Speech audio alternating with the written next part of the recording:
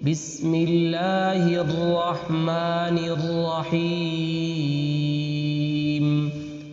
عبس وتولى أن جاءه الأعمى وما يدريك لعله يزكى أو يذكر فتنفعه الذكرى أما من استغنى فأنت له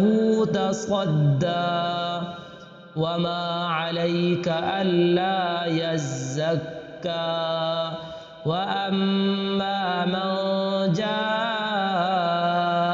يسعى وهو يخشى فأنت عنه تلهى كلا إنها تذكرة فمن شاء ذكره في صحف مكرمة مرفوعة مطهرة بأيدي سفرة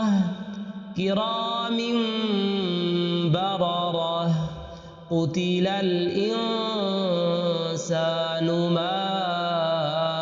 أكفره من أي شيء خلقه من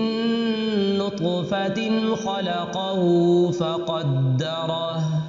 ثم السبيل يسره ثم أماته فأقبره ثم إذا شاء أنشره كلا لما يقض ما أمره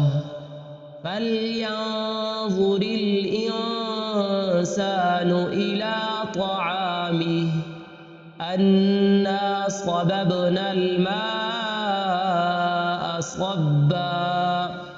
ثم شققنا الأرض شقا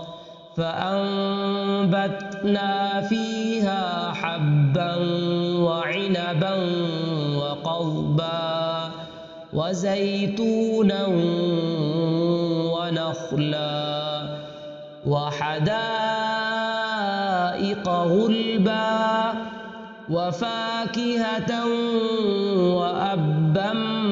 متاعا لكم ولأنعامكم فإذا جاءت الصاخة يوم يفر المرء من أخيه وأمه وأبيه